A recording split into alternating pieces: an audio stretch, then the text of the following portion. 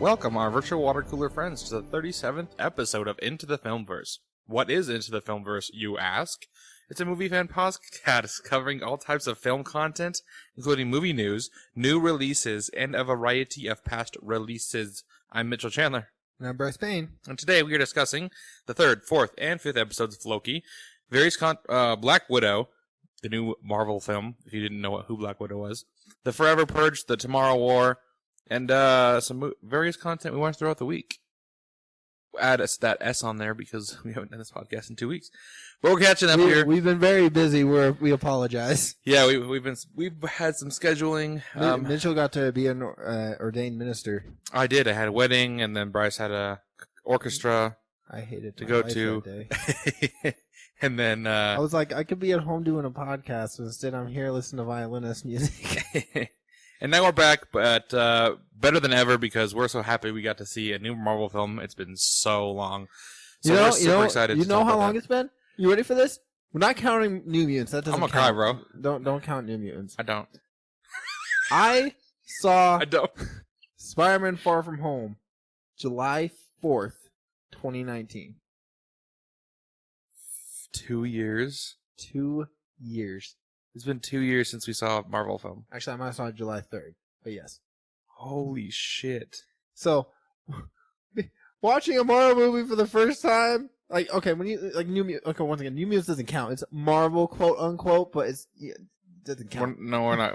We'll scratch it. MCU is MCU back, film. motherfuckers. Yeah, like, sorry. We had shows. Even if you want to consider that, I'm talking about a good Marvel film. Yeah, I like New Mutants, but I'm easy to please with Marvel. You literally just gotta stick that bad boy label on there. They're like, Marvel property. Okay. I'm like, sold. 4 stars. You liked it, but wasn't like... Got it. You get 4 stars automatically. I gave it 4.5. You give... Yeah, we're not gonna talk about that. My reasoning is because it had been a year and a half since I saw a Marvel movie. I had been waiting for this movie for 3 fucking years. Yeah, New Mutants. And New Mutants finally came out, and I was like, you know what? I ain't even mad. It's not that great, but I'm here in a movie theater watching a new Marvel movie. After 3 years of hearing about this movie, after it almost being canceled, all this other shit, it's finally here. I'm in a theater. Marvel. I don't care. 4.5 stars, baby. Bah! That's 4.5 stars. And then we got WandaVision, and I was like, Marvel, yeah, I like Marvel. And then Falcon Winter Soldier, I'm like, yeah, Marvel, I like Marvel. Loki started, I was like, let's go. And then Black Widow came out, and I'm like, oh, baby, we back. We back. We back up in this. Dude, I was shaking going into that theater. Yeah, me and both. We're like, I was like, oh my God. My wife's like, shut the fuck up. I was like, it's Marvel. You don't understand. You're a normal fan. Fuck off. I had adrenaline running through me. But we'll get into that in a minute. For now, we're going to talk about some of the weekly or the movie news that came out this week. And by this week, I mean like 2 weeks. So, we got a lot. We do. So a lot of films started production over the past week. And the reason I like mentioning this is because a lot of our previous podcasts were saying, this movie's been pushed to next year. This movie's been pushed to another year. Now they're actually happening. And now we can talk about films that are actually being made and coming up soon. So. Did you hear about how, what's his name? Harrison Ford? Harrison Ford? Yeah, he get injured on Ada Jones, causing it to get postponed for like another 6 months. No, it didn't. It didn't get postponed. No, I'm pretty sure. They said that they were going to be able to readjust the schedule. Oh, did they? Last I heard, they were postponing it for like 6 months because he wasn't allowed to be in the movie. Yeah, no, I heard that. I heard that he was going to be like it was an injury, but he said they would be able to recover by the time they switched the schedule around and did other things, so it should still be there on time. Yeah, I honestly just think he should probably retire at this point because every movie he does, something happens to him. I know, but well, so that was unfortunate news. But no, it's just like when he did Star Wars and like he hurt his arm in a hydraulic like door. Like, this dude, just every movie he does where it's like an old property, he just somehow gets hurt, and I'm like, you need to stop. You're getting old. You're 78. Calm down. That is, that's definitely crazy, man. My boy should be a little bit more safer out there. Maybe they shouldn't have him doing the stunts as much as like Jackie Chan is. I don't know. I'm sure Jackie Chan doesn't do stunts. You're not Samuel L. Jackson. Take a break. Yeah, you can't walk across the street and not get hit by cars, you know? Sure. But John Wick 4, Black Panther, Wakanda Forever, Aquaman 2, and Knives Out 2 all started production in the past few weeks. A lot of good films there. John Wick 4, Keanu Reeves, my boy. Like I just love those action films. They've kind of reinvented the genre. Oh, John Wick is like my guilty pleasure, man. I made my dad watch all 3 of them, and Right. even he was like, "This shit's good." And I was like, guilty as in you like, because usually like a guilty pleasure is like one that everybody else hates and you like. No, it's just I'm not a huge action film dude, you know. Oh, okay. So like, for me to sit there and be You're like, a guilty pleasure as far as action films go. dude, for me to sit there and watch the first movie and for like the first 10 minutes be like, why is everyone like this? And as soon as the dog dies, I was like, well, I already know what's gonna happen, like whatever.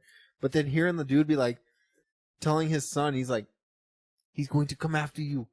We call him the boogeyman. I was like, oh shit. Well, and then No. then you're seeing him like get his shit out and hit the ground with a hammer. I was like, My friend, Hold John up. Wick isn't the boogeyman. He's the person you send to kill the boogeyman. dude, I was like, what the fuck? And then seeing like he's in the shower for the first time, you see all the tattoos on his back. I was like, oh, this dude's a badass. All right. Because for the whole first like 30 minutes, you're just like, why is everyone scared of this dude? Like he hasn't Right. done anything. And then like sitting there with a hammer breaking the ground, I was like, oh shit.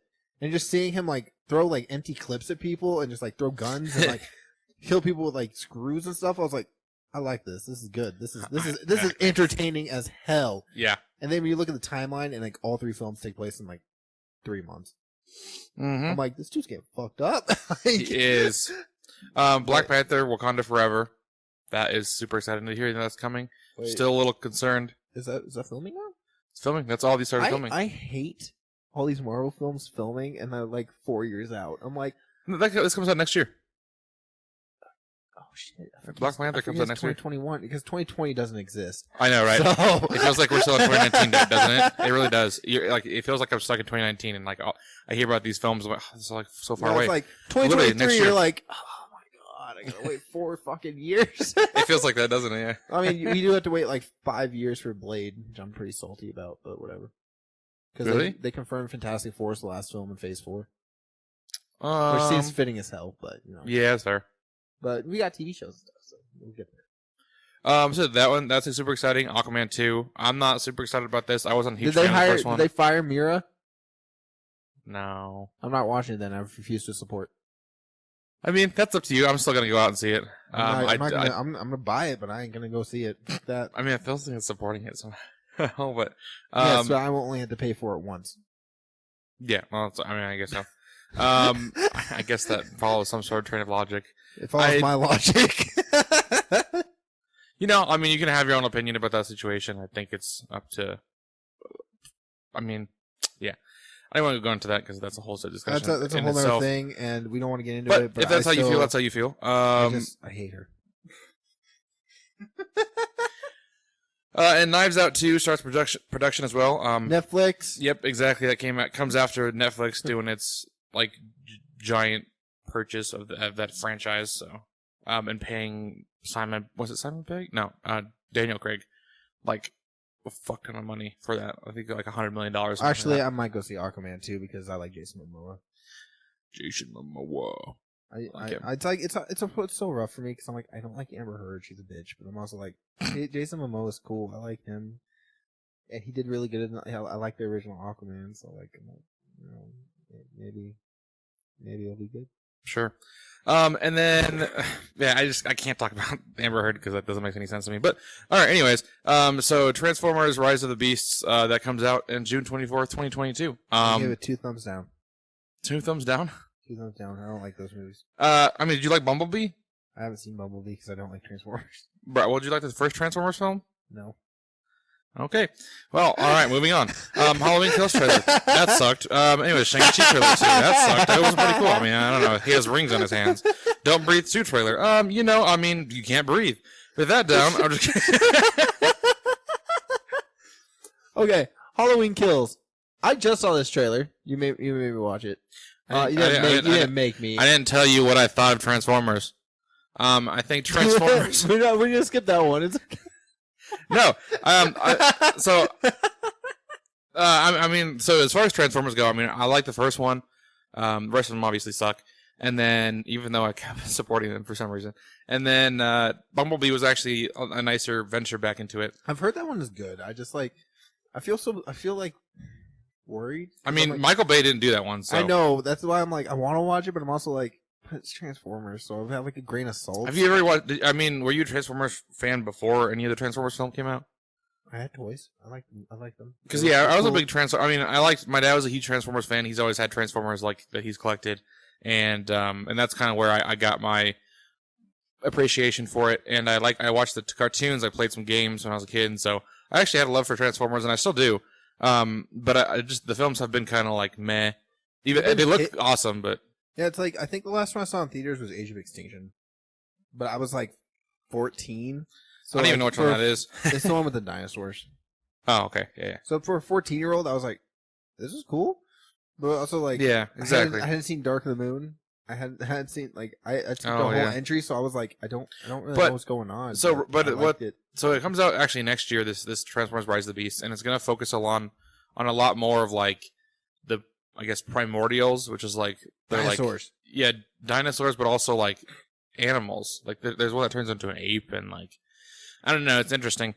I'm not 100% excited for it, but I know Bumblebee and Optimus Prime are going to be back. So, I mean, how bad can? Well, never mind. How bad can it be? Never mind. But it's not done by Michael Bay. That's for sure. I think it's who's the guy that does this? It's the guy that did Creed 2. I have no clue. I don't remember his name, but I know he directed Creed 2, and that's really all he's done so far. So, hopefully, it turns out okay. But yeah, so that's fun. Halloween Kills trailer. So you just watched this for the first time a few minutes ago. What do you think of it? Dude, if the whole movie's that's brutal, then it's gonna be like a fucking awesome film. Yeah, I mean, this trailer is just chock full of just deaths and like fear. I mean, from the first start, I mean, he just walks out of the fire from the first one, and then it's just like, yeah, he's not dead, and we're gonna go. This whole town is gonna go hunt him, and I'm just hoping that the kills that are in the trailer are not just the majority of them. I mean, I doubt it, but I just hope not, because that would suck if we just watched like pretty much all the kills and the rest of it's just kind of like meh. But judging from the first one, I doubt it. No, I'm definitely like, I'm looking at this trailer and I'm like, oh shit, they're getting like, this is what every old school horror franchise needs, is this kind of a reboot. Yep, exactly. You're right, because you mentioned that earlier, but like, dude, it's so sad because I liked the new Child's Play movie, right? But it wasn't Chucky. It was the android. And, you know, I think I watched that one actually. It's the one where it was an android. Aubrey Plaza. Yeah, I watched that one. I think it was okay. That one was good. I like that. But as a Chucky movie, it's not what I think of when I think of Chucky. You're right. It's an android and not, human soul shit like that. But like, Nightmare on Elm Street's reboot sucked. Friday the 13th reboot sucked. I mean, they have the new Candyman movie coming out. That looks pretty good. But it's like, as old school horror movies go, Halloween's the only one that's managing to do good making comeback. And I feel like part of it's due to the creator being involved in it. Because obviously Wes Craven's dead. That's fair. I mean, they're making a Chucky TV show. You know what I think it is? Are they really? Yeah, it's gonna be based on the original series. And so it's gonna have the original, like, Brad Dourif is gonna come back as the voice of Chucky, things like that. So I'm interested in that, but I'm also like, it's a sci-fi show. So I mean, that's a hit or miss right there. I think the reason these Halloween films are doing better is because a lot of the reboots that have done just use the character and say, like, just because it's the character, people are going to come see it, and they don't make a good film. And Texas Chainsaw Massacre with elderly Leatherface hunting down teenagers. That's what everybody wants to see, am I right? Oh, that's the new one you're talking about, right? I'm so mad about it. But, yeah, I mean, so basically what I'm trying to say is that they're focusing on making a good film rather than just a reboot or whatever. You know what the saddest thing about this shit though is to me? Is like, I have a horror sleeve. I love these movies. To see them, like, every single franchise is trying to do what Halloween did, where they discount all the sequels and make it a sequel to the first film. Right. Because even like the new Texas Chainsaw Massacre is going to be doing that. Right. And I'm like, you can do a reboot and do your own thing. You don't need to, like, just follow the first film. Like, yeah, I feel like a lot of options you have. Or kind of like, well, it's not different. I was going to say like Ghostbusters, but that's more of a sequel. Well, it's like the Child's Play. That's a reboot. Right. It did pretty well. I liked it. Right. And it was original-ish. I mean, it had similar things as the original film, but it added new characters. It added new dynamic. It added, even the end, like, everything past the apartment is new. Right. Like, I like that. Yeah. But then they're like, oh, we're making a new Texas Chainsaw Massacre. Oh, it's only gonna have the first film be canon. I'm like, you guys don't all need to do that. Like, you can do something else. The characters are not just stuck in this one thing. You can change things up.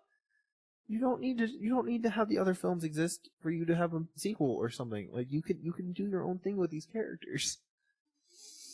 Yeah, I mean, that's a fair criticism to have. I don't know. I mean, to be honest, it doesn't matter. I mean, mostly because most of the other films aren't like that, like whatever, like good. And well, it's like when Texas Chainsaw Massacre had Leatherface come out in 2017. It's supposed to be a prequel to the original film. And they had you like, oh, it's supposed to be like a whodunit. Who's going to grow up to be Leatherface? Mm-hmm. And the person who becomes Leatherface is so dumb. Like, and it bothers me because like Gunnar Hansen, who played not Gunnar Hansen, I think it's Gunnar Hansen. I can't really remember the guy who played Leatherface. Right. He said, and I know I'm going to get a lot of flack, but honestly, I don't care. He said in an interview, he always thought that Leatherface was autistic, so he played him as an autistic character. Mm-hmm. And like a lot of people have issues with like, oh well, the autistic guy being a serial killer. But it's the character. Like that's what it was originally envisioned as. So then you'd be like, oh well, he's actually a good-looking guy that just had an accident making him disfigure, so he wears a mask. I'm like, that's stupid. That's dumb. You can't like. He's a super intelligent boy that just gets disfigured. I hate it. Like make. If you're gonna use these characters, make it at least accurate to the film, I guess. Like I don't know, like the original creator. Yeah, in some way or form. Like have some like respect for what they wanted. It's like what's that? Scream. I mean, I would say the new Scream movie coming out. I would say, I mean, yeah, you can pay respect to whatever the original filmmaker wanted, but I also like say, do your own story. But like, well, regardless, just make the best film possible. Yeah, I mean, so if it works, it works. I don't really care what you do. You don't need to rely on the past. You can do your own thing. Right. I mean, it's the same argument. The characters are not stuck in that area. You can do your own thing with them. Right. I mean, that's the same argument of people saying, well, why didn't you make it like the comic book for superhero movies? And I'm like, because the comic book doesn't translate to film that way, like, as well as you want. You do take elements of the comic book. Different mediums. Yeah. Something like it's like making a film character from the 70s and trying to make them modern. You can do that. Right. You can. They don't have to be in the 70s. You can bring them into modern day. Yeah, exactly. You could take elements of that character and what makes it like you take the spirit of the character and just create something new. Or like kind of like I think that's where they failed in the Saw films. They keep trying to like they keep relying on the original series. Yeah. That's why I think that's why I like Spiral. Yeah. It's like a twist. I like it. Yeah, they try to do something new. It still connects to the original. Right. But you don't need to see the original to watch Spiral. Yeah, no, you don't. So it's like it's almost like refreshing in a way. Although that being said, you kind of even if you haven't, because people just know who Saw is. That's why. But it's like, or well, you know what I mean. They don't rely on the mythos of the last 8 films. Right. Oh, right. Yeah, like they mention the Saw killer, but they don't delve into that. Like you don't need to know about other films and have its own original story. Right. But exactly. It's still in the universe. Like Spiral is very much a detective film in the Saw universe. Yep. Which I liked. So I had to have liked it. I saw it 3 times. Me with Black Widow. So we also watched the Shang-Chi. Wow, I can't remember. Shang-Chi and the Legend of the Ten Rings. Yeah, Shang-Chi and wow. Now, Mytchel, I know this trailer kind of made you a little bit worried. Did it? Well, you were like, I'm not as excited as I was at first. Oh, well, it wasn't because of that specific reason. My main excitement from the first one, it was me buzzing up. I saw Aquafina in it. And then just seeing Simu Liu as an action star. But I don't know. Just watching this trailer again after the second one, the Abomination part was cool with I like that. I'm curious how that links. Like, what's the reasoning they're fighting? I think it's going to be a simple scene. I think Abomination's going to get recruited by Fontaine or Madame Hydra. Probably, I can see that. I have theories. I could see that. She definitely seems like she's gonna be a big player into this, so that would be pretty cool. I heard a theory about the Dark Avengers that she's making her own version. That's cool because like John Walker, Captain America. Spoilers for Black Widow. Oh well. Wait. Abomination for the Hulk. Well, you said. Oh right. Well, I guess so she's like making copies of the original Avengers team. That's cool, dude. I like that so much. Yo. Oh, but. See, here's like that would be super cool, but like then that makes me want to wish that you could see the other Avengers fight them, and like Cap's gone, Iron Man's dead, so I'm like you wouldn't be able to see that. I saw someone was like, what if John Hammer becomes the version of Iron Man for the team? And I was like, no. I'm already thinking who is Oh man, wow. Hawkeye, I like the idea of like Beta Ray Bill. So no, someone was like, "What if Hawkeye is just that Thor. version's Hawkeye?" What the fuck? Like, because one of the person's logics was like they all have blood on their hands, Right. and like Emil Blonsky is very much still there. Like he's in complete control of the Abomination. He's not like the Hulk. Yeah, I know. And then like the different personas, and Hawkeye has now been Ronin, so like he has blood on his hands. He can't just go back to being a normal family guy. I can see that. So I can see him like joining the team just to become like. I don't know though. I think, well, I mean, obviously Jeremy Renner doesn't have control over his character, so he can't decide what he wants to do. However, I just can't imagine what they're going to do with Hawkeye from. I mean, you know, they did him so kind of messed up in the first one. Oh yeah. In Avengers, and ever since then, it's kind of been like nobody's given him a full chance yet. That's why I'm excited for his show though, because I feel like the show can answer some things. But I have a feeling that the show's going to focus more on his daughter than it is him. That's not his daughter. So he starts going deaf, right? And he meets this girl named Kate Bishop, which isn't his daughter. Oh, I just thought it was. And so he like starts training her how to be Hawkeye.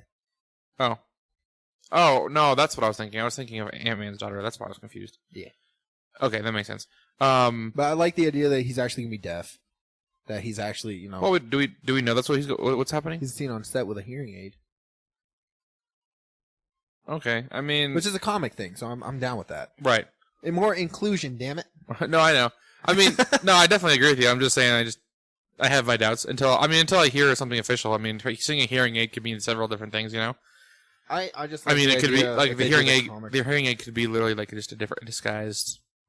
I mean, Well, we should be device. finding out by the end of the year. So. You're right. We will. Yeah, so Shang-Chi, I didn't get to talk. Yeah, go ahead. I saw the trailer and I was like, I don't really like the rings because it's not really what I think of when I hear 10 rings. It's like, oh, you have these magical bands. Right. It kind of seems like a power cop out almost to me. It does. Like I'm like, the rings are supposed to have powers and shit. So I like the idea of them actually being rings, but instead they're armbands. I'm like, all right, whatever, you know. That's exactly how I felt too. Yeah. Here's what it is. The fight scene they show with like the tiger. I'm like, somewhere in Wakanda, cool. There's like that magical fight where like the tiger's like running up the hill and like attacking people, and I was just like, this seems like a Wakanda fight, and I don't really know why Shang-Chi needs a Wakanda fight. You know, it's funny that I was watching that and I was like, this just feels like Wakanda, but with like kung fu. I'm excited for the kung fu. I like when Marvel does like kung fu fights because I'm just like, it's like personal. I don't think it's bad. That's just what I thought it was like. Just a secret hidden society nobody knew about. And like, really, again. Well, I mean, the 10 rings people know about. Well, I mean, I guess, but it just seemed. Well, I mean, we haven't heard it up until this point, you know, like in the Marvel, Marvel, because they're in Iron Man 1. They even say the 10 rings. Okay, but I'm saying like this version's a little bit different. Like this is the there's been no like involvement of like any of them. Sure, they've mentioned name drop them, but like there's no like nobody's showing up and like, yeah, I'm from the 10 rings and you're not doing what I want. It's okay. They're all gonna link to Iron Man. Oh my god. Yeah. Actually, yeah, exactly. So I mean, I'm excited to see it. Obviously, it just was like this trailer didn't bump my excitement up any more than it did before. It didn't lower it, but it's an origin film, and we're very like, I'm very mad about origin films anymore because I'm like, we've seen so many, and it kind of feels the same way I did about Doctor Strange when I first saw that, where I'm like, at this point in the MCU. I mean, but you can't. The thing is like, you can't not do. I know you can't introduce. Actually, you know what? I lied. I lied. You know what? You could not have to do origin films. You know what? Scarlet Witch didn't get one. You're right. She didn't, and that's why Vision didn't get one. And actually, Scarlet Witch did get one. WandaVision doesn't count. Yeah, it does. No, it doesn't. She became the Scarlet Witch. She was already in the MCU before that. No, I know, but no. Well, actually, my whole point to that is, you don't have to like an origin film per se. Doesn't have to be an origin film like in our traditional sense, because like there really was that her becoming her own character, but we already knew her before then, so it didn't feel like an origin film, you know. That's kind of, I don't know. It's kind of what makes me kind of salty about like a lot of these films coming out for Phase 4. Because I'm like, Shang-Chi, cool, okay, well, new character, origin film. The Eternals, cool, new characters, origin film.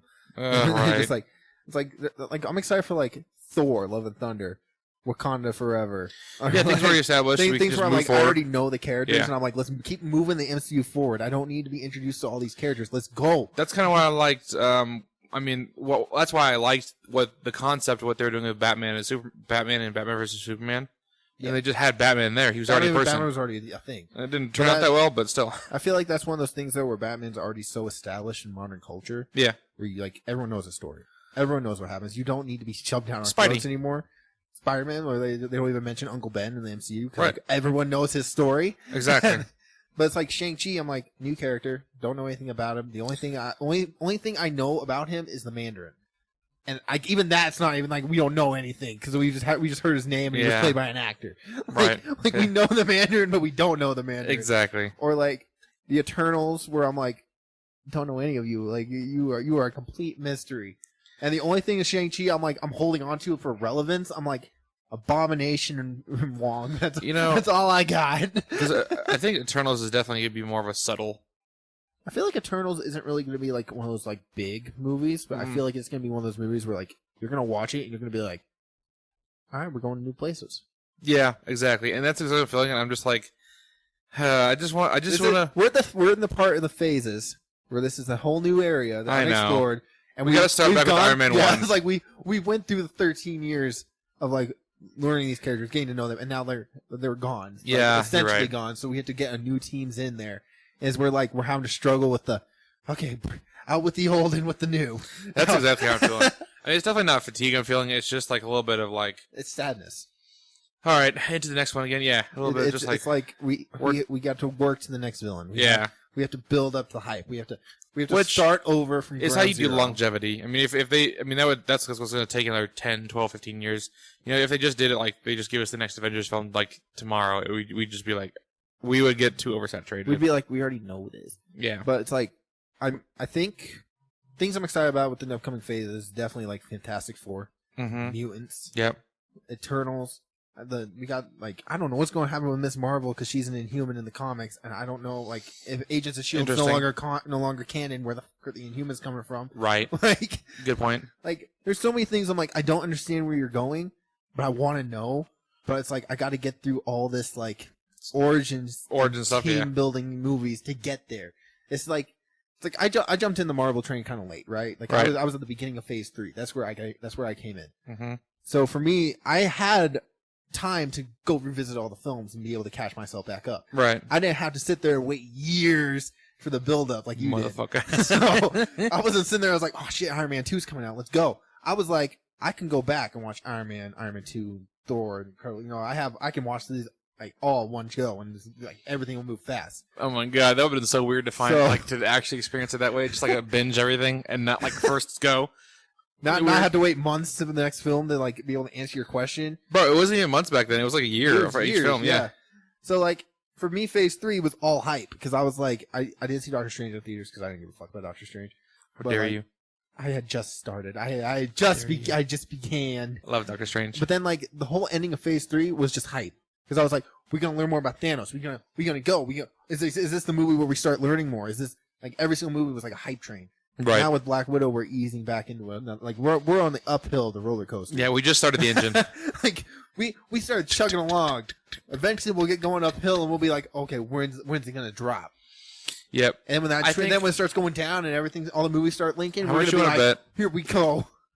How much you want to bet that after Fantastic Four is going to be our Avengers film? I don't know. I mean, it's got to be close to after that, you know.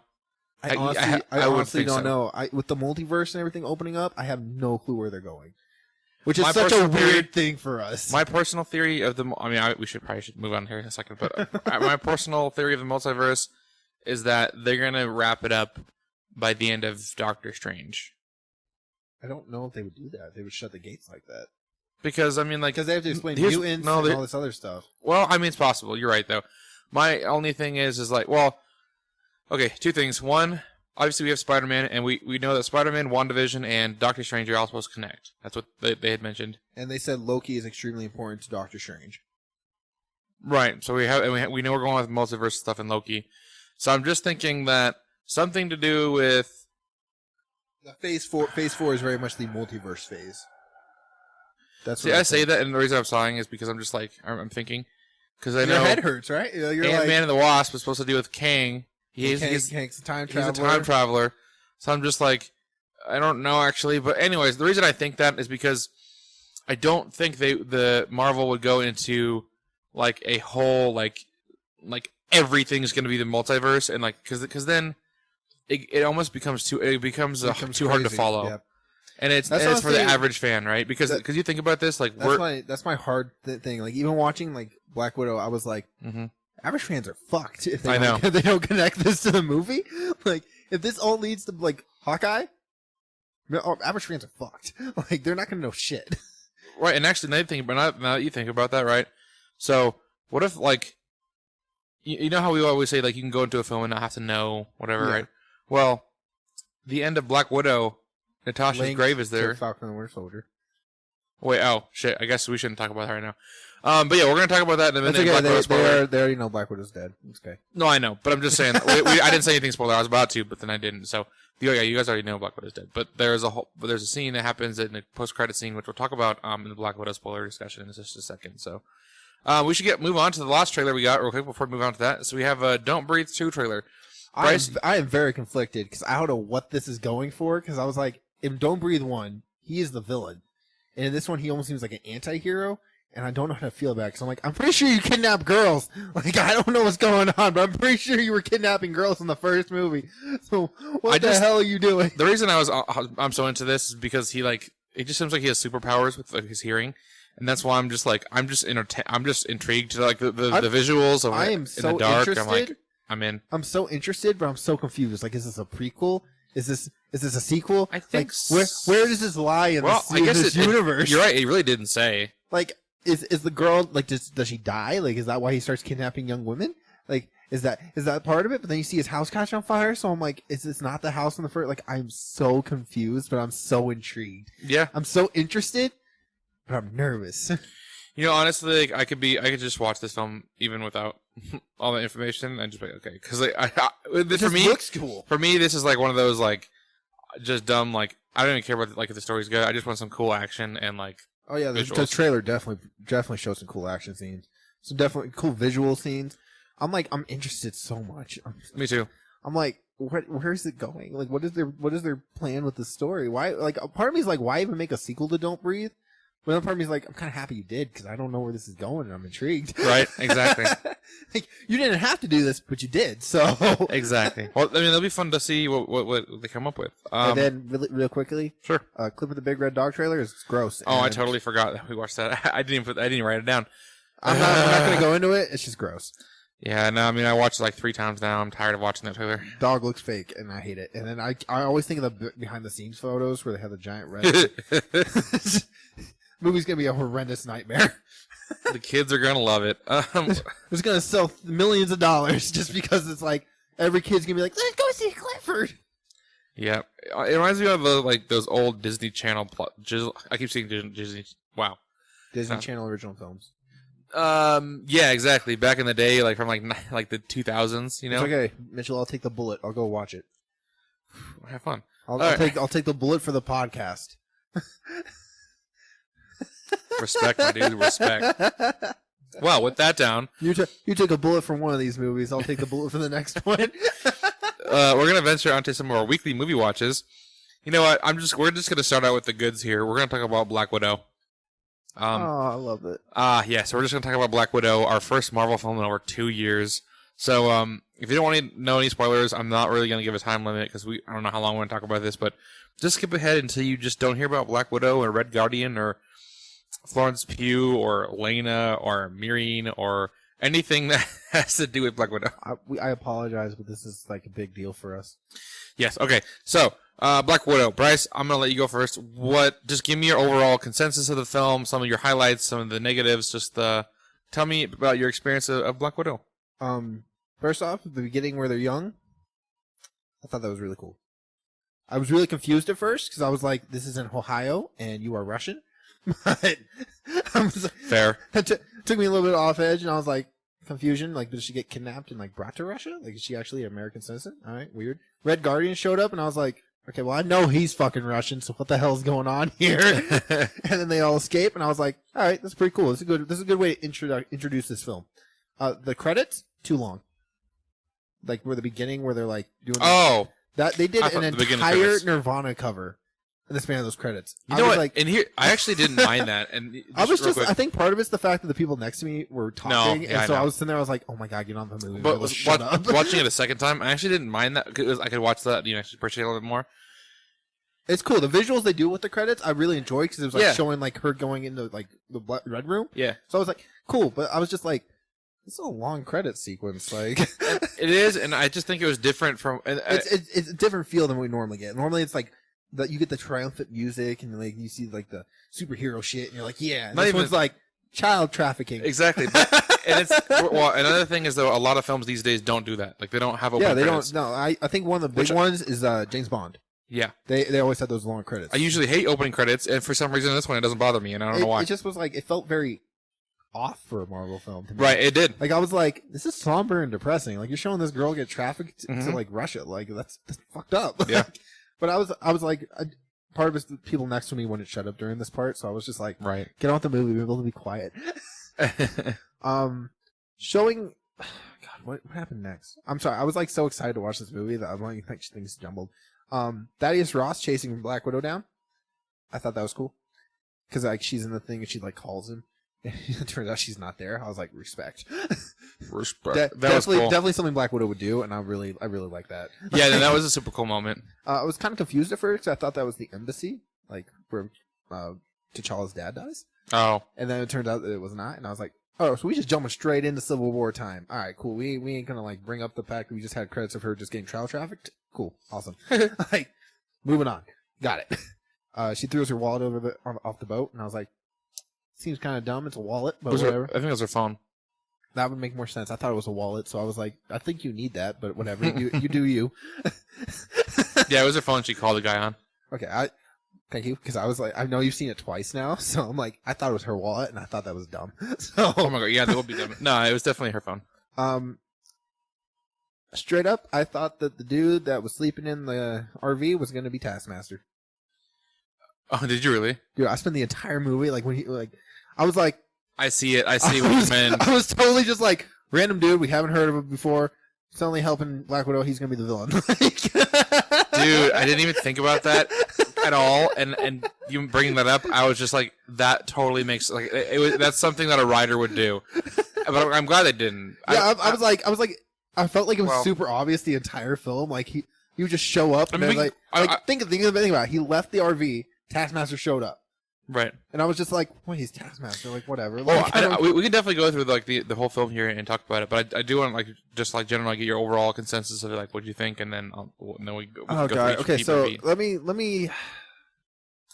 This is rough because part of me wants to give it a high score just because it's like a new Marvel film, Right. which I feel like I kind of did. Because I'm sitting there and like this isn't like top tier Marvel for me. This isn't something where I was sitting there like in my seat screaming like an Endgame. Right. I wasn't like, yeah, let's go, but also at the same time I was just like I was pleasantly like happy. Right. Like I was just like, I'm happy it's happening. I'm happy it's finally here. I'm happy it wasn't It's like- postponed. But I feel like it was so bare boned.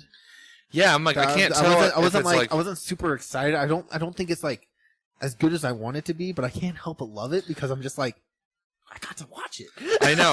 That's how I feel too. It's like even the second time watching it, I was like, my love for Marvel so much. I'm like, I can't tell if it's this film is like. I know I like it, but I just can't tell if it's. Yeah, like blind. I know it's not a bad Marvel movie. Yeah. Oh no, definitely But not. I also feel like they missed out on so many opportunities for like the Budapest stuff because like that.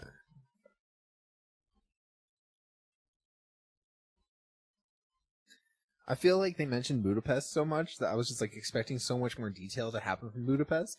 Like I don't know, like flashback scenes or something. It just made me like- want to watch that film, like that Budapest film. Like they kept, like even when they're in the apartment where she's like, "What kind of holes make those?" and she's like, "Or what kind of gun makes those?" and she's like, "Those aren't bullet holes, those are arrows." And I was like, "I want to know what happened." I want to see that. Yeah, exactly. Where she's in the like the air compartment and she's like, "We spent 2 days here." I'm like, "What I want happened to on see this that. mission?" I know. Like, Exactly. like you mentioned this in Avengers, you mentioned it in Age of Ultron. I know, it's just been hanging over us. I just want to know. Me too. I want to see that happen. Like you know. I want to know this adventure. But then again, we kind of know the outcome of it. That they, so I'm just like, I know, but it's one of those things where I'm like, you could release this as like a limited series. Like you could definitely make a Disney Plus show about this. Like I'd watch that. I don't like definitely could do like that. you could. I don't know how you link it to the rest of the MCU. I don't know how that would work. But at the same time, I'm just like, it might not link to Phase 4, but I just want to know. Same. Like, I know it's not like the biggest, but I want to know why Hawkeye helped you. Like you mentioned Budapest so much, and like I don't feel like I know anything about it. Like it's so important, but it's like not mentioned. Right, exactly. It's almost foundational to who she is. Yeah, it's like missed opportunity, right? But I also feel like the movie was so like decently well made that I'm not mad at anything. Like there's a couple instances with like some of the CGI where I'm like, you could have refined that a little bit, but I wasn't mad. You know, there's a key moment, and so to summarize how I felt about this movie, and what made I know I enjoyed it and I was having fun and like it was fun to watch, but the issue is, and I don't know if this is a fault of myself or Marvel or just the expectations we give these films. There is at the end of the movie when she flies away in the Quinjet, they do a little bit of the Avengers theme, and I just got chills, and I was like. Like this is what I want, you know. I could just feel the hype, right? And I was like, I think coming off of Avengers Endgame and then having a lull for like a year and a half, we're just like, you know, I want something like, you know, I want to be like, oh my god. There was no oh my god moments in this, you know. You know what really hurt me, and I feel like part of it's due to the fact we just spent a whole year without an MCU film. Right. It's almost like the hype I felt at the end of like Spider-Man, where I was like, all right, let's go. Like, right. I'm ready. Let's go Black Widow. Yeah. Like, I know I gotta wait like 8 months, but I don't give a shit. We're gonna watch Black Widow in May. Yeah. And it was like postponed. And I was like, November? I gotta wait over a year? Shit. And it's like you're right. Postponed. And I was like, just stop. I don't want to wait till March. And they're like, postponed. And I was like, no, stop. And they're like, postponed again. You're like, we've been kind of hyping this film up for like, and it's not even like hype at this point. Like I know what you're saying. I feel so sad about it, but I feel like your excitement died for it a little bit. I feel like the MCU, like, it's gonna sound horrible, but like I love the MCU, but I feel like since it's been over a year without a movie, that like my hype for this franchise kind of lulled a little bit. Yeah, it's like that for movies in general too. It's like it went down, and I spent the whole year watching like dramas and classic films and foreign films and like watching all that stuff. So like I've seen so much more since then, and I'm just like, you have to get me back, Marvel. Like I know. I love this franchise, and I was hyped as hell. And you still have that spark with me. Which obviously they just have the film that they made, but you have to build it back up. Yeah. You have to get me like looking at the time and be like, I got 40 days until I see the next Marvel film. Like, which I'm not even doing that right now. I'm like, oh, I see that, and I was like, yeah, I'm just looking forward to Loki, I guess. But yeah, I'm like, okay, I got Loki next week, cool. Yeah. I mean, even Loki, like I'm always excited to watch a new episode, but I don't feel like that like heart thumping where I'm like, oh my god, we got the new Marvel. Yeah, I mean, because when we first showed up from, it didn't hit me until I was sitting in my car. I was like, holy shit, I'm about to go see a Marvel film. And like, then obviously since you got there, we were like hype as fuck until we sat down. But I'm just like, as soon as I sat down, and the credits started. I was like, I didn't feel like I was excited, but I didn't feel like, yeah. I was like, we're here. We tried. Yeah, exactly. It felt more like an oasis, like, oh, we're back. Or like, yeah, it was more of like a Chewie, we're home moment. It was like the moment that like we've been going to the movie theater. Yeah. Since they reopened. Right. And this is the first time I felt like I'm back in the movie theater. Yeah, exactly. Exactly. Like even watching like Nobody, I was like, we're in a movie theater, cool. But yeah. This one, I'm like, the movies are finally back to what made movies so much fun. Yeah. Is like you had the little movies in between, but that's basically all we've had for the years. Like the movies you watch in between the big movies. Exactly. And now it's like exactly, yeah. Now it's like we got Marvel. Next month we have DC, and you know it's gonna sound weird, but I used Marvel as a way to like time buy. So like same. Every month, especially when Fox had Marvel, like there'd be a Marvel movie every fucking month. Yeah. So every month I was like, all right, we got the new X-Men movie coming out next month. Oh, we got the new Marvel. And then it was like your life flashes into that. Yeah, I know that was my routine. Like every month I'd be like, we're gonna go see the new superhero movie. Yeah. We're gonna see a new superhero movie, and that's what I did. And then it died. Like right. I lost it all. So then like, and then you had to learn to survive with that. I mean, survive. Yeah, because the last superhero movie I watched before the pandemic was Birds of Prey. And like I was still hyped there. I was still in the thing like, yeah, superheroes, let's go. And then we didn't get anything until December, which is when New Mutants came out. And I remember watching New Mutants, and I was excited for New Mutants, and I was like, I had fun in New Mutants. I was like, yeah, this is great. But then we had to wait another 7 months. Yeah. So like, I think once Shang-Chi happens, because by that time we'll have seen the Suicide Squad. But I think when Shang-Chi happens, when the post-credit scene rolls on Shang-Chi, I think my hype's gonna be finally there. Yeah. I think I'm finally gonna reach that point where I'm like, Eternals or Venom in a month. All I know, Eternals in the next month. I'll tell you this right now. Spider-Man in the next month. When I see, Spider-Man, obviously that's just like a innate thing inside. Yeah, but me, here's the thing: we have we have one more month to go until we have a Marvel movie every month. Mm-hmm. Like that's when it's gonna hit me. Doesn't Into the Spider-Verse come out next year? Or is that 2023? I want to say it's 2022. Anyways, we should try to get back into Black Widow here. So I want to my highlights of the film. Obviously, I mean, Natasha, Scarlett Johansson herself, great. She always is great. Yeah, always. That is her role. That's a given. However, Florence Pugh as dude, she's funny as hell. Yes, I love this. Like, why do you do this pose? Exactly. Yeah. It's like, why do you do the posing? Like, everybody's watching. And then I think I love it later when she does a pose herself, and then she's like, ugh, I didn't like doing that. She's like, ugh, gross. Exactly. You're like, funny. Yeah, exactly. Red Guardian. Yes, sir. That was my second highlight. Dude, he's my favorite. I love that. Every single scene he's in, he was just so like, I don't even know what the word. He's like, he's dumb, but he's funny. I know. Like, you know my favorite part about this is, though, and I think a good thing how Marvel knows characters, they're not so good with villains. We'll talk about that in a second. However, they're good with like the individual heroes and characters themselves, is because he starts out this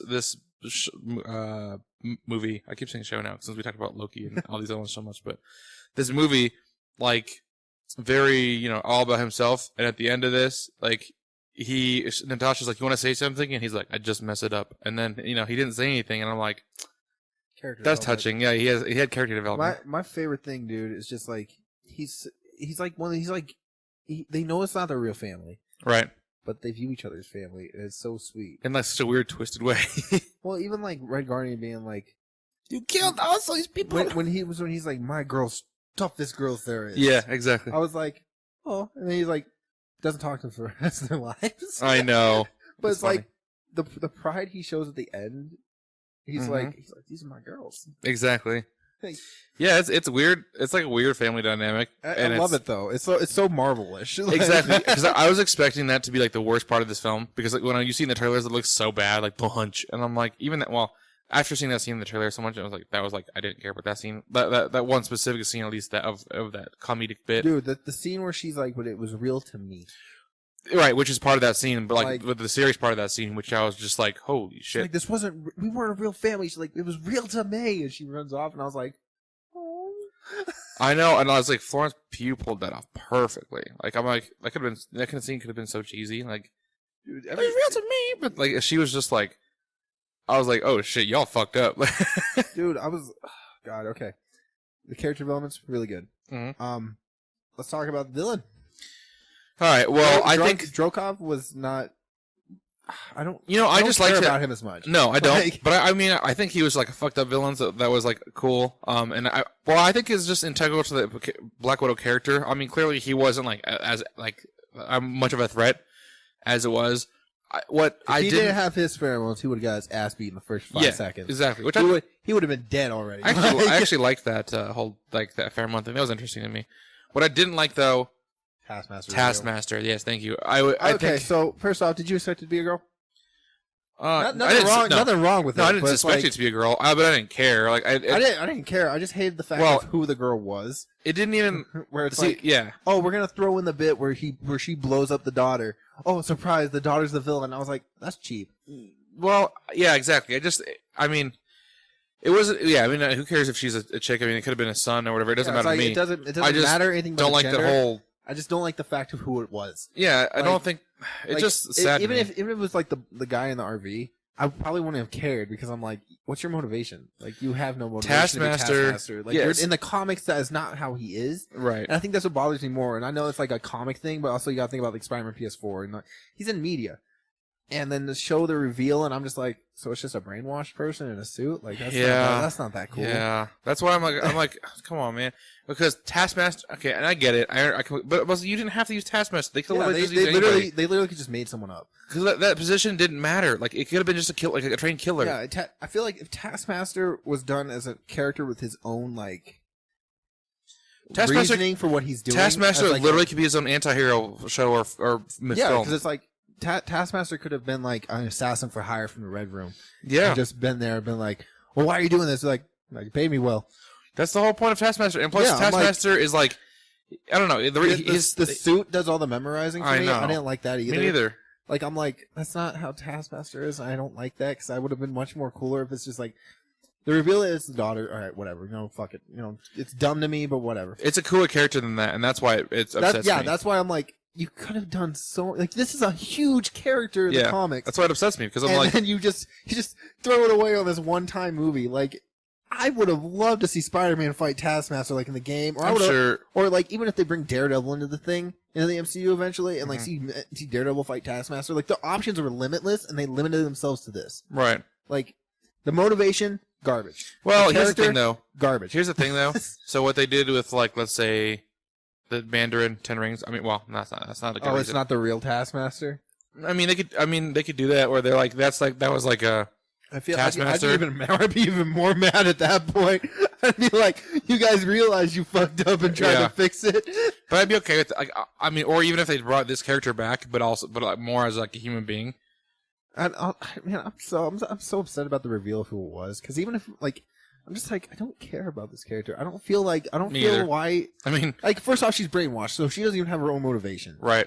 She has no free will. She doesn't get to choose. Like she's not a character. She's a mindless drone that's just punching. And even if like we don't like the character and who it was at the end, right? It wouldn't have mattered if the action that they provided and like the actual fighting style like meant something during the film. Yeah, because they made such a big deal about like Black Panther claws, the shield, and I was like, oh, that's cool. Shield, the bow and arrow. That doesn't come up with anything. Like it would have been cool to see like Black Widow have to fight, like adapt to the people. Like she knows Captain America. Yep. Seeing her fight to adapt to the style of Captain America, and then suddenly had to fight Black Panther, would have been so much cooler to me than just like. Oh, well, cool. She does hand-to-hand, and they, like, whatever. Yeah, it was like the best fight with Taskmaster was against Red Guardian. Yep, and that was, like, barely even that wasn't that much, because, like, people were really upset that the fact he was bragging about fighting Captain America, which he never did. I know, yeah. But then he's fighting Taskmaster, and it would have been such a cool moment to see, like, Taskmaster use Captain America's fighting style against Red Guardian to show, like, oh, look, he's fighting Captain America, quote-unquote. Right. But they wasted it.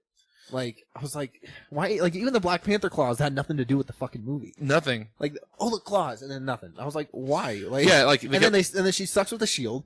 She never hits shit with the shield. It didn't, no. She just keeps launching it into things, so I was like, why even have the shield? The sword, the sword gets taken from her. Like, yeah. Like, Natasha takes the sword. Like, what is the character's wasted? It really was kind of wasted. Like, and I think Taskmaster could be so fucking cool, but it wasn't. Yeah, I was like, and you had so much potential with this character, and he used him on a fucking like, look what you did to the girl. They did a typical Marvel thing. They did a typical Marvel villain, and they didn't give it the credit it's due. Yeah, it's like you think of a good Marvel villain. I think of like Killmonger. Motivation. Yep. You understand why they're doing it. Even like the Vulture, where they make them human. Oh, so you're seeing like their motivation behind what they're doing. He was a great villain, yeah. And then Taskmaster's just a blankless fucking drone. Yep. Like I'm like, this could have been like a guy on hire, and like literally you could have had Black Widow fighting him, and then been like, we can pay you more money. That or you something. That or you literally could have not made it Taskmaster character at all. You could have literally been. Yeah, it could have just been another Widow. Yeah, you could have been like with a mask and the plug-in thing. Shit, and it doesn't matter. People were even thinking that what's her name, Melina? Marine, yeah. Bomb, people were thinking that she was Taskmaster, and that would have been a better reveal than fucking what we got. Been, yeah. like oh well, she has her own free will, but now she's my slave, like a switch kind of thing where he just activates her and then she's Taskmaster. She doesn't remember it. Like I would have bought that shit up. I would have been like, oh shit, like you got to fight your mom. Like that's fucked up. Right. And that would have made the reveal of like her like saving her quote unquote mother. Yeah, if the Taskmaster meant something more than it did. I'm just hoping that they're going to use it again later because obviously that person survives. She survives. But then like another thing that makes me sad is the fact that I'm like, I kind of wish that they hadn't taken her, because then like, right, it like that could have found her. Yeah, I think so too. Taken her to train the Thunderbolts or whatever, captured Taskmaster and been like, well, we can use this. Mm-hmm. But since she escaped, so I'm like, all right, whatever. Like, whatever. It doesn't matter. Yeah, I definitely see that. It's sad. It made me sad. The movie was good. The post-credit scene. Yes, the post-credit scene. That was kind of sad for me when you see the tomb. It was a little messed up, I think. But I was also like, we didn't see her funeral, so it's kind of nice to see that she actually got a tombstone. Yeah, I mean, it wasn't messed up. I mean, I was just like, bro, you really gonna have us go through all of that, and then here's her. Man, this is fuck you. Trying to make me tear up right now. And then seeing Madam Hydra. Yes, sir. Which is funny because I called that during the credits. I did. was like, I heard she's in the movie, and we haven't seen her the whole movie, so she's gonna show up in the post credits. I was a little disappointed. That's what it was, though, because I'm just like, You're supposed to be building up Phase 4. I know. I'm just like, okay, I It know. almost made me feel like the whole movie didn't matter up until the post credit scene. Because we already knew what happened to Natasha. We were like nothing really affected Phase 4 from what I understand so far. Right, exactly. Nothing moved Except forward. the post credit scene. Yeah, exactly. Like, okay, we learned who Yelena is. That's what we got. Yeah. Yeah, exactly. I mean, that's one of the things about this film that even going into it that I wasn't too excited about was like we're not getting anything new. Like it's a timepiece. I mean by new as far as like we're not going forward in the MCU. We're not dealing with the aftermath of Endgame. Yeah. So far, the only aftermath of Endgame is WandaVision and Falcon Winter Soldier. Even Loki is set in 2012. So like, yeah. well, time. Travel, Yeah. Whatever. Yeah, exactly. Loki's a little different because like that's just like dealing with the whole side of Marvel we've never seen before. That's why I'm okay with it. Yeah, but like we're learning more things we didn't know. Meanwhile, like in Black Widow, it's like we met new characters, but we didn't get anything new. Exactly. But big thing, Madam Hydra is working with Yelena, and gives Yelena her new assignment to hunt down Hawkeye. Yeah. I'm interested in that so much. And for some reason, I mean, maybe this is just my thing, but I really don't think it's gonna. I mean, it could. I mean, it totally could. Maybe it's just me being. I could see her just being the villain in the Hawkeye series. No, that's what I'm trying to say. Is I don't think that she's gonna play into the Hawkeye series. I don't know why I think that, but I just don't. Well, we don't even have a trailer for Hawkeye yet. I know, so but I'm like, really know anything. yeah, you're right. But I was like, for some reason, I mean, it definitely could. For some reason, I feel like that's not what it's gonna be about. But it could be. But I also don't understand what the whole deal with. Why is she working with Madam Hydra? Like, I get the U.S. agent. That makes sense to me. Obviously, they don't know if she works for Hydra, probably. Yeah, I mean, we just know her as I can't pronounce her name, so I don't. Valentina. I mean, it's like she has that long ass name. It's like Valentina. I think it's Valentina, I believe. I was gonna call her Val. Or Val. Let's call her Val. Yeah. But I'm like, I guess maybe they just think she's good or something like that. That's why they're looking for her because nobody. I don't know. I think it's because the people she's working with are people who have blood on their hands, who have like villain-esque stuff. So they're thinking it's a way of trying to like be a hero, quote unquote. So like she's giving them opportunities to be heroes. I guess I could see that because Florence Pugh. I guess the U.S. agent, he wanted to be a hero. Okay, you're right. I see that. So by working with Val, he's able to like quote unquote be a hero. She's like, Yelena's a trained assassin who has blood in her. I love your theory, and I think you're completely right with her building the Dark Avengers. And but if you think about it, it makes sense for the characters we're seeing, right? She's Nick Fury of the Dark Avengers. Exactly. That's what people were saying. They're like, she's doing what Nick Fury did and is building her own Avengers team. God damn it, that's cool. Because Abomination is the Hulk. We got Yelena as Black Widow. We got U.S. Agent as Captain America. Like, we're missing 3 characters, and people are thinking that Hawkeye is going to become part of the team as that team's Hawkeye, and I'm like, I could buy that. Honestly, I think it'd be pretty dope. I could buy. He's just like, I've killed a lot of people when I was in between the time jumps, so I could see him doing that. He's like, I need to better myself because quote unquote the Avengers. are dead. You know what's gonna be is she's gonna try to kill Hawkeye. Elena is, and then he's gonna realize that he needs. He's gonna realize that like he needs to atone for his sin of failing Natasha, and then he's gonna help Elena any way he can. She's gonna show up, and he's gonna be like, "Holy shit!" And then you remind me of Black Widow. And then part of the Hawkeye series it might be. Well, this is just me speculating, but then him training Bishop, and then Bishop's gonna go be part of the actual Avengers while he go do with these other people. And my big thing is like, so if Hawkeye's part of it, maybe we got 4. So we're missing a Thor. Beta Ray Bill, maybe. I don't know. We haven't seen anything. I would like the idea of Loki. All right, yeah, that makes sense. And then Iron Man. Now Iron Man's a weird thing because like, guess who plays What if Armor Wars introduces something? Here's the thing: King the Conqueror has a version who is Iron Lad. Huh? Like one of his versions of himself is Iron Lad. It could literally just be a defunct Iron Man suit. I could see that. Like it just be a blank Iron Man suit. Somebody said that Ironheart series is gonna have like an Ironheart. There we go. That TV show. I don't think Riri is gonna become a. No, but I could see like there's supposed to be there's supposed to be a hologram of Tony Stark reportedly could probably be an Ironheart. Ooh. As like a mentor kind of thing. Well, I don't know. That's all stuff we'll see. Moving on to our next Marvel property. Right. Wait, what? Loki. Oh, right. Oh, I didn't talk about that, did I? No, we did not. We Oops. jumped straight into Black Widow. I totally forgot to talk about Loki, and that was one of the first things we do before we do everything else. But that's okay.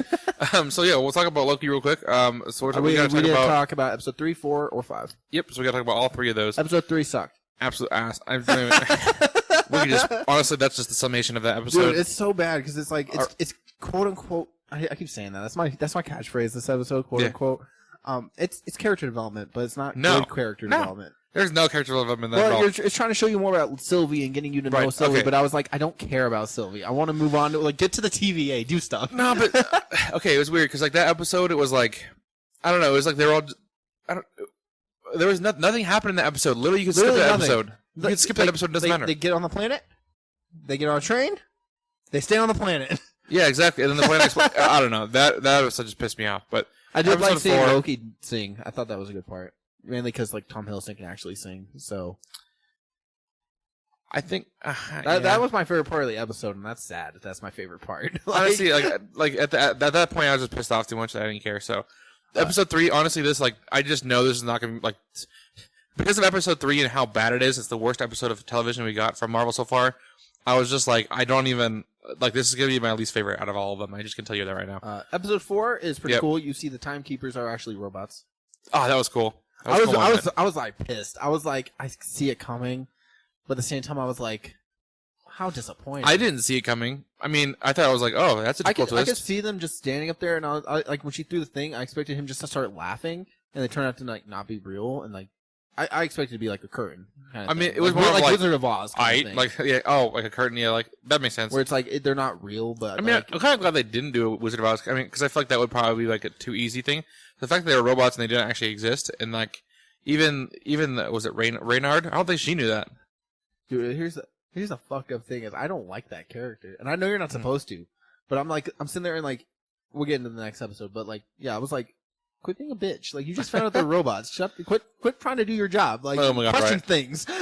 I know she's just straight up like not questioning things, but questioning at the same time. She's like, order is needed. You're like, dude, you just found out your bosses aren't real. Like. You're not going to do something about that? I want to say another reason the 3rd episode sucked so much, and I think this is Mobius wasn't in it. Dude, Owen Wilson's killing it in the show. He makes the show, and like because that one episode he wasn't in it, and it was like I think that's part of the problem, because him and Loki's banter, or him actually with anybody, I love Owen Wilson. Bro, like this put Owen Wilson on the map for me, and because like before I just wrote him off as like a comedic actor, and I don't want to see any stuff because it's not funny to me. He's pretty good in Wes Anderson films because he's not like strictly comedian. So like when he shows up, he's kind of like. Does he do a lot of those? He's in a lot of Wes Anderson. He was in Wes Anderson's first film. Oh wow. Wes Anderson's the one that gave him his first acting role. Oh wow. Yeah. But yeah, I mean, so seeing him in this was like was cool. I mean, so I mean, 4 definitely back on track with him in it. My one thing about episode 4 is Loki gets pruned. Right. Yep. And I was like, yeah, exactly. And then at the end, and then we get the cool ass post credit scene where you see Kid Loki, Alligator Loki, Boastful Loki, and Old Loki. That was cool. I was just like, all right, they're gonna do something interesting in the next episode. All right, kind of cool. Episode 5 that just happened on Wednesday. Holy shit! Definitely the best episode since the 3rd one. All right, let's go through this. First off, all right, the Easter eggs in this episode are insane. There's a lot. There's like the Avengers Tower is actually Kang Tower, which is a reference to King the Conqueror. Dope. A lot of people are now speculating that King conquers behind things. I disagree, but we'll get there. Uh-huh. The Thanos copter that made me laugh. I didn't know what that was, but I just laughed. It's from the comics where he's in a yellow helicopter and he flies around. Oh my goodness! Thanos on the side, so it's funny. Yeah, that's pretty funny. Frog Thor. Yeah, that was funny. So trying to get Mjolnir, but then I was like kind of upset because I was like, "You're telling me Mjolnir is right there." And honestly, I didn't even see that. I just saw that. It's so obvious. I know, which is weird because I saw Mjolnir, but I didn't see a frog. So that's why I was like, I don't know what's going on, but okay. Yeah, then, I was like, Mjolnir's right there. Was he in a jar? Yeah. Oh, okay. See, I didn't see what was in the jar. I just saw that something was in the jar. Yeah, this Frog Thor. Okay, that makes sense. Okay, that makes more sense. Which is from the same reality of. I thought it was like an Ant-Man. Alligator Loki's from the same place. That's cool. Yeah, I was like, nice. Let's talk about the Loki variants, though. Boastful Loki. What was your thoughts on Black Loki? Oh, the black Loki. I had no care at all for him because sure. I was like, he exists. Honestly, outside of this, you probably won't like this, but outside of what's the one? The old guy Loki. Classic Loki. Yeah, outside of classic Loki, all of it was just like dumb to me for the most part. I like Kid Loki. I mean, the one line he had was cool. I thought he was just interesting. Other than that, I'm just like, because when classic Loki's like, this is his domain. I was like, wait a minute, what? I mean, no, seriously, like other than that, like one line he had about he killed him. What was like, your Nexus event? I killed Thor. Exactly like, right. Oh that line. shit! Yeah, I mean, he didn't really do anything. He gave Loki a sword. That'll probably come in handy later.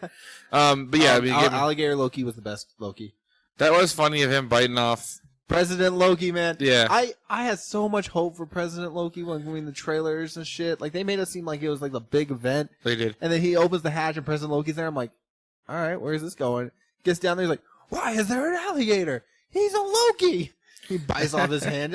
And then, like, that's it. That's all you get from President Loki. I was like, I know a lot of people were disappointed about that, and it's funny because I'm the exact opposite. I wasn't mad. I was just, like, the trailers made it seem like that was our Loki. They did, yeah. So I was like, okay, I get it, variants. I'm just glad it wasn't, and because I don't know why, but I was not looking forward to that scene. I don't know why. I just didn't like him like running everything.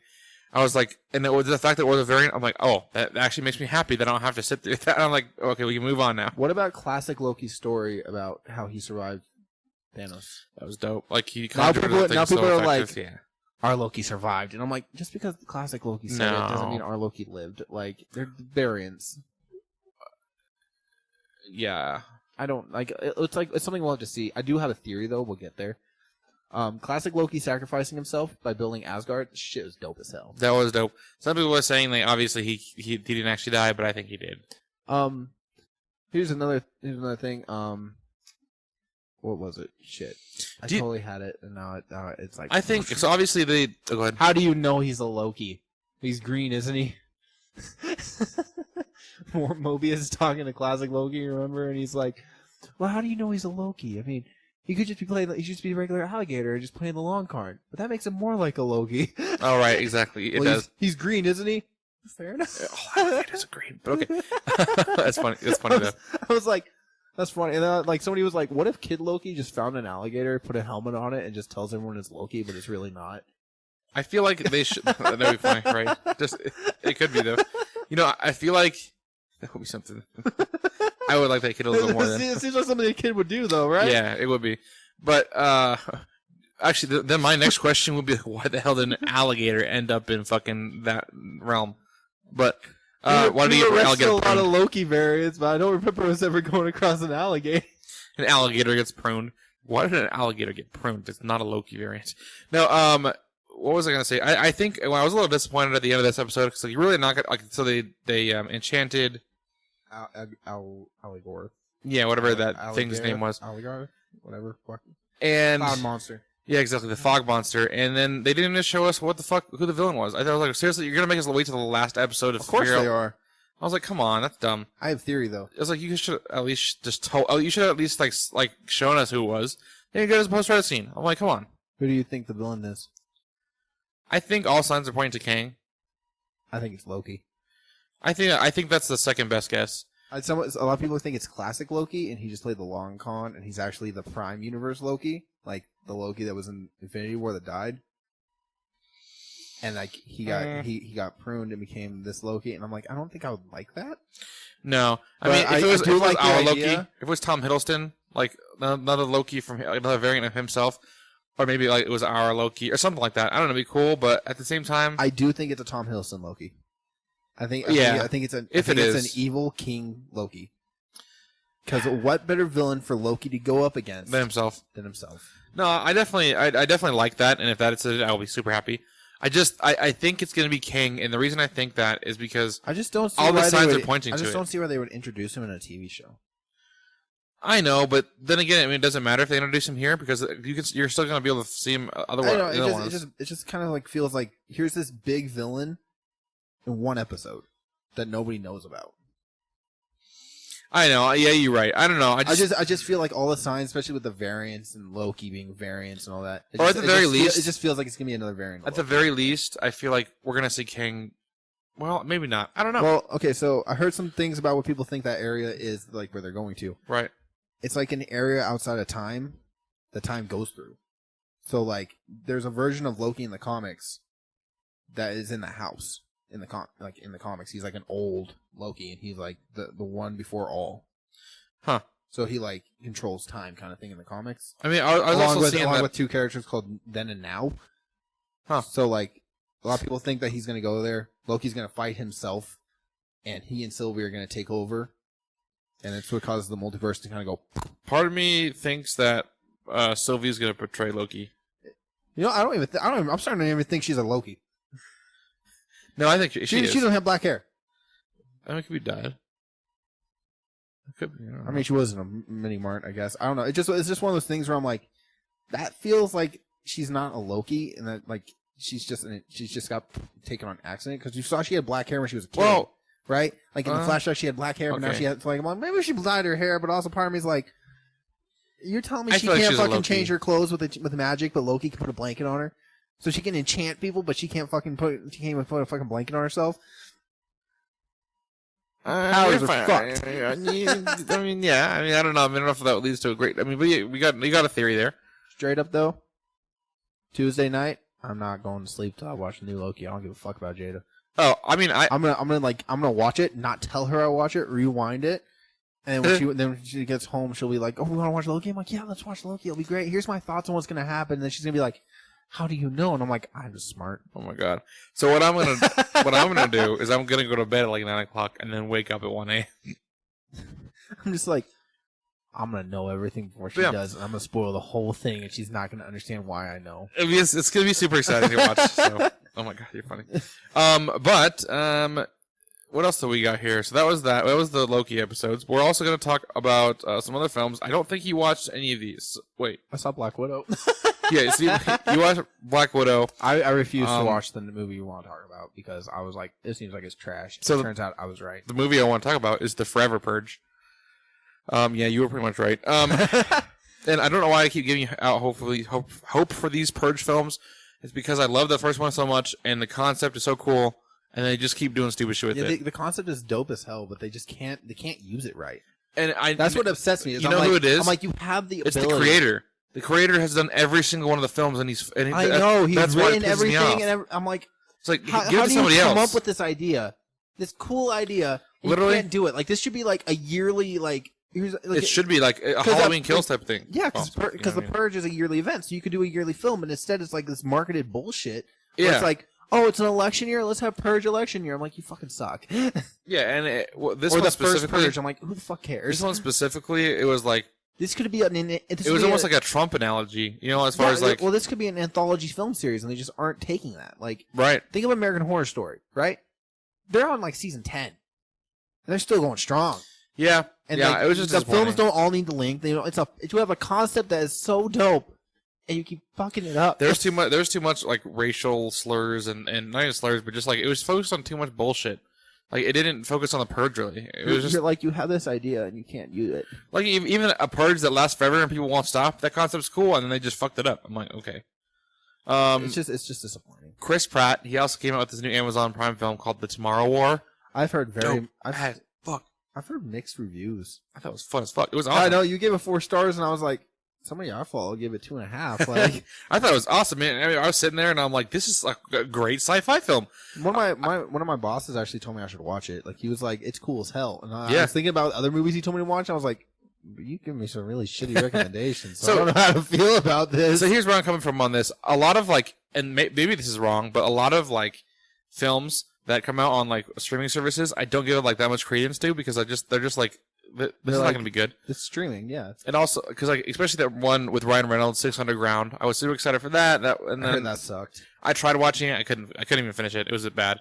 And then I tried watching. There was some other films I tried watching. I can't remember the names of them, but they've all just been kind of like meh. So this one, I was like, it's Chris Pratt. They have a big star in it, but I'm also just like, I don't know if it's going to be that great. Then you had a fun time, so that's good. Yeah, I mean, but I was like, I sat down with my dad. I was like, you know what? We don't want to watch this. Just maybe see if it's any good. Isn't it like they go back to the past and take people to fight in their war now? Yep, exactly. Because they're running out of people to fight in the future. Exactly. Cool. Weird concept. It's interesting though. It's an interesting concept. Yeah, it is. And the reason I like it more than it is because I was worried that the trailers showed like everything. Well, everything as far as like Because usually when you do a trailer, you're showing the good parts of the film, right? You know, you're trying to style it so people want to come see your film. And so when I watched this, there was like glimpses of like the creatures, and then like you didn't get much of it. You got like a tiny bit, like a hallway scene, and then you got like most of it was just like kind of like mundane though. So when I watched this, I was like, I hope it's so much cooler, dude. Like there's so many cool themes to go on this. Like the creatures, you get to see them a ton, and they're so cool. It's like Starship Troopers. I always hate like monster films where you don't see the monster. No, they're full of fun center. It worked in A Quiet Place 1, where I was like, you don't see the monster, but you feel their presence. Yep. But then you think about like normal monster films, and like they spend normally the entire runtime being like, oh, we got to watch out. Oh no, it's over there. Oh no, it's over there. And then like at the very end, they're like, ah, and you're like, exactly. Well, finally. I will say the negative sides to this is like the story is. I mean, no, the story is really good, and they actually usually in sci-fi films, like you know, they'll get to a point and it like in the it's like this is where we need to get the antidote here, like you know, and then they're like, okay, we got it there, and usually that's where the film ends. Yeah. But this one actually takes it a step farther, which I think is cool. As far as like, you know, taking that like final battle and then they take it a step farther and do something better, like more authentic to what would actually happen. And then like J.K. Simmons is in this. Oh, that's cool. I like J.K. Simmons. As Chris Pratt's dad, and it's so awesome. Like he's so cool in it. Don't you love when you see an actor show up in like a role like that and you're just like, huh, weird. Huh, weird. Yeah, no. And I was also worried that Chris Pratt wouldn't translate well to this role. Because he's all been in comedy stuff. Yeah, exactly. He's more comedic, and I think he did a great job. Like, I didn't feel awkward at all. Like, he felt like he could actually be like an operator. A fucking like, military dude, which I thought was cool. That's what Chris Hemsworth. What's that one he did? Oh God, I can't remember. The Netflix film. It was bad. Yeah, I tried watching that one too. I couldn't finish it because like he doesn't even seem like he just seems like Chris Hemsworth being like playing an actor. But Chris Pratt actually felt like that, so that's why I was like. It's almost like how I felt watching the Hurt Locker with Anthony Mackie in it, and I was just like, I can't take you serious in this role because you're Falcon. Yeah, but you know what I mean. I know what you're saying. Like you see him in this serious like military role, and like he had Jeremy Renner's in that movie too. And every time I saw Jeremy Renner, I was like, shut the fuck up, Hawkeye. Exactly. Because he'd be trying to act like all badass, and I was like, you're Hawkeye. You're a joke. Oh my gosh. Well, we also saw something we can both talk about. We saw Luca. It's so cute. It's an adorable film. I loved it. I don't. Okay, so this is just my point of view. I don't see where everyone's getting all this like LGBTQ stuff from. Oh, I totally felt it. I didn't feel anything about that. Everyone's like, oh, they're totally in love. I'm like, I don't. Oh, they 100% were, bro. I just saw them as friends. Like, I don't see where you guys are getting. Like, they didn't. Like, I didn't see any of that stuff. I mean, like, it didn't. I don't think it evolved past like just like innocent love, but I think they definitely those two were definitely something. I didn't feel that though. Like, I don't see it. So that's like everyone online, like all my Facebook friends are like, oh, LGBTQ, and I was like, you watched the same movie? Like, we did. I didn't see that at all. Like, I just saw them as like best friends. Like, we're like. All right, whatever. I get like I'm not in the community. I guess I don't know. Like my bad. Like I didn't see it though. Honestly, I don't know. I mean, I'd have to watch it again to give you like specific moments. But I was like, as soon as they talked, I'm like, oh yeah, for sure. Like I was just like, I don't see it at all. I thought it was really cute though. I laughed a lot. Like it was. It's a Pixar film. It's not the best. Yeah, definitely. It didn't make me cry. It didn't make me emotional. Like it was a cute, fun summer kid movie. It's a good film, not up to Pixar standards. Yeah, as Pixar goes, I'm like Pixar. Their standards I have are so fucking high that like if they don't reach it, I'm just like, better next time. Like it's still a good film. It's just not your best. Like exactly. I know you can do better, so do better. Do better. Well, what's that? There's this. Oh, iCarly. Oh, did you? I like iCarly. That's what I was thinking about. I was like, do better, and I was like, where is that from? Where did I hear that? So is there any films you watched throughout the past few weeks that you want to specifically talk about? We watched some Best Picture winners, yo. Oh yeah, those things that still exist. We you also watched Godfather, right? I forgot. We have 30 movies left. I feel like the last time I joined it was like 130. There's only 94 Best Picture winners. Well, 93 actually. Fine, I was joking. I was like, bro. My sister just said that her daughter had explosive diarrhea all over the carpet, her clothes, and bathroom floor. Doesn't matter the podcast. I just thought it'd be funny to mention. You're gonna tell me again afterwards. I don't want to hear that again. Okay, let's see. I'm just gonna start Godfather Part 2. I don't know if I talked about that. Maybe you didn't talk about Godfather Part 2 or anything like that. So Okay, so Godfather Part 2, I liked it more than Godfather Part 1. It was good. wow. It was really good. That's all I have to say about that. It was really good. Really good. I watched Donnie Darko. Bro, what the yeah. Donnie Darko is a mindfuck movie, and holy shit, I was so happy I watched that. 4K looked beautiful, a little dark at times, but it turns out that someone turned down my brightness on my TV without me knowing, so I spent the entire movie going, why is it so hard to see this? Like, this is such a dark film. Well, yeah. I see. Am I boring? No, No, I'm sorry. You're not. I just. That's my bad. I just saw. You know, whenever you pick up a phone, I just looked at a text message, and then all of a sudden I'm on Facebook, and then I saw a review for Black Widow that was 2 stars, and I was like, "What?" And then I wanted to read it, and then I was like, "Oh God, I totally." Just disappeared. Okay. So someone turned down my brightness when I was watching Donnie Darko, and I didn't know about it until like 3/4 through the movie. So I was like, night scenes. I was like, why the fuck is it so dark? Like, who did this transfer on this 4K? Like, oh, that's funny. Why is this happening? And Jay was like, oh yeah, Avery turned down the brightness. I was like, well, I wish you would have told me that like 2 days ago when it was over. Who like, the fuck messes with your brightness on your TV? They were drinking. I don't know. I was just like, You're like, I don't know. I was just like, well, I would have been fucking nice to know, wouldn't it? Like, who doesn't put it back? I went 2 weeks without knowing it was down, bro. Like, because I was watching black and white movies, so like I didn't give a fuck. Oh, right. I was just like, all right, whatever. Anyway, Donnie Darko, really good mindfuck movie. You would enjoy it. One Flew Over the Cuckoo's Nest. I've heard a lot about that. That movie's awesome. Is it? It's so good. I'll check it out then. It was like, as I say, every film. I literally like I can't really discuss it because I don't want any spoilers, but it was so good, and I was like, definitely see this one Best Picture. This one's fucking awesome. Okay. I also watched. Wait, what is it? Oh, sorry, I don't want to interrupt you. What was it about? What is it about? Like just in general. A guy goes to a psych ward because he thinks it'll be easier than being in prison. Like he pretends he's insane. They put him in. Be like, we're gonna check if you're insane because you say you are. And it's 4.3. Yeah, it's amazing. Well, I will watch sometime. I watched for the first time Willy Wonka and the Chocolate Factory. I saw that Gene Wilder. Yeah, I love that film. I had never seen it before. Well, Gene Wilder is scary as shit, yet funny and sarcastic, and I loved his role because I was just like, when he's in the tunnel, he's like, the rowers are rowing, and I was like, dude, this would be terrifying if you were a kid. Like, what the fuck? Like, and then every single time a kid would go do something, and he'd be like, no, don't come back, stop. And I'd be like, I love this. I don't know why it's so fucking good. And Jada's, she didn't want to watch it because I bought it on 4K, and I was like, I haven't seen this. We're gonna watch the 4K version. And she's like, I've seen it so much. I don't want to watch it. And I was like, okay, well, don't watch it. I'll watch it by myself. I don't give a fuck. She's like, no, I'll watch it. And after the movie, she's like, okay, I forgot how good this was. Seriously though, like I don't care. You put that on in front of me. I'll be like, all right, let's watch it. Like, dude, it's so good. The new one, good. I could be like, I don't really care. But the old one, I kept getting those. Like, I had never seen the original. I've seen clips, so I kept getting scenes mixed with the new one. Right. And so I was like, I don't know if it's in this one because like I've seen the new one, so it's all confusing because they're very similar, but they're not. Like it's weird. So Willy Wonka Chocolate Factory, 4.5 stars. I loved it. I thought it was great. Respect. I don't want to talk about those. We watched Rocky.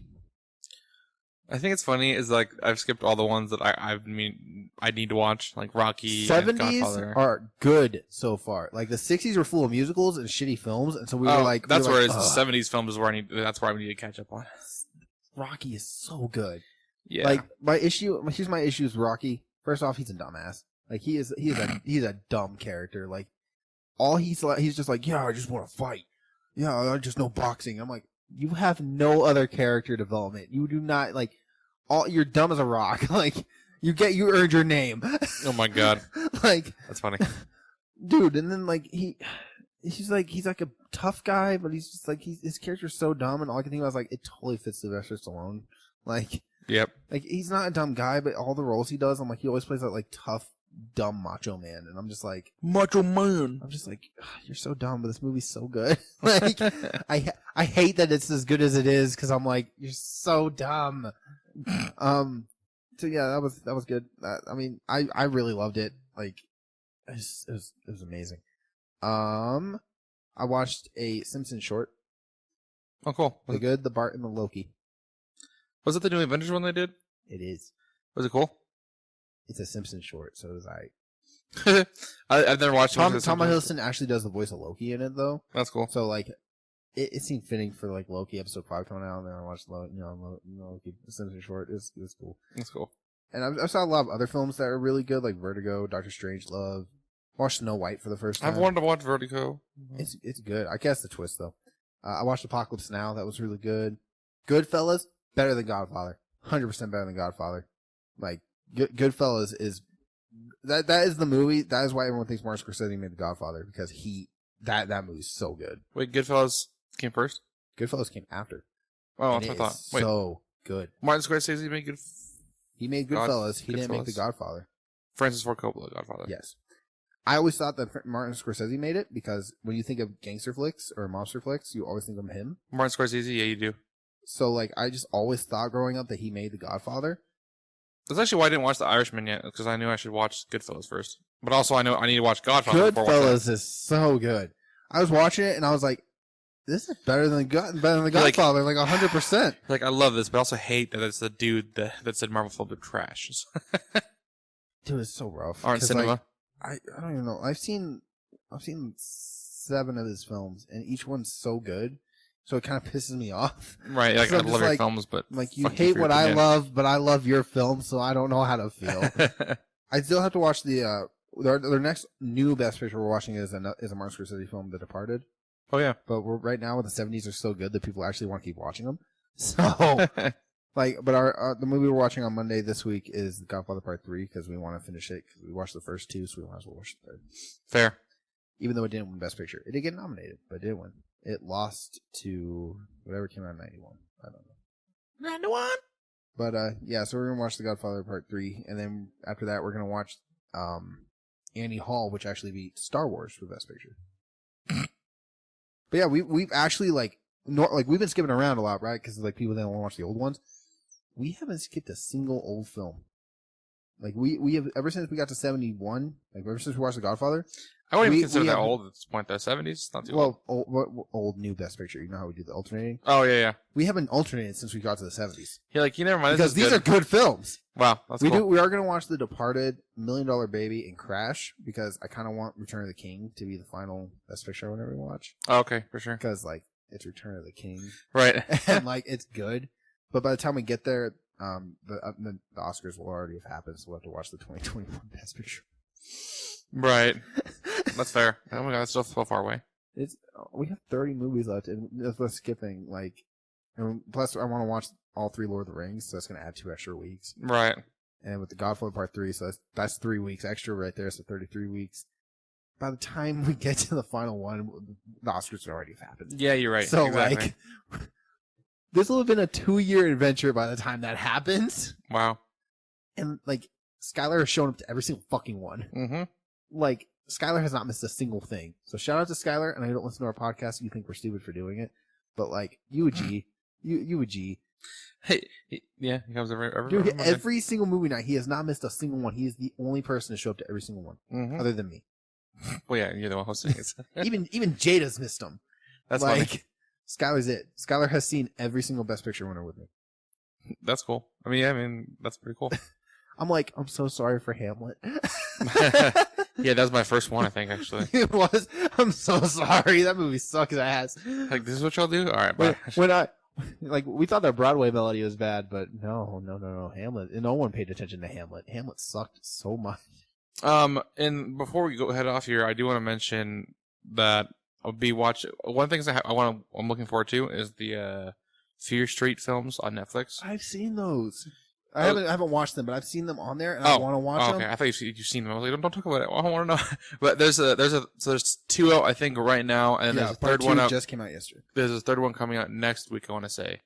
And then I want to watch all 3. I just waited until all 3 I'm just once. Gonna wait, yeah. Because I saw part 1, I think someone gave it 4 stars, and part 2 he gave it 2.5, and I was like, what's the middle part? So it is weird. I kind of saw some people like love and hate the first. I just been like seeing mixed reviews for all of it. So like when there's mixed reviews, I always kind of take it with a grain of salt. Me too. Because I'm like, if it's like a 50-50 consensus, that means I could go either way.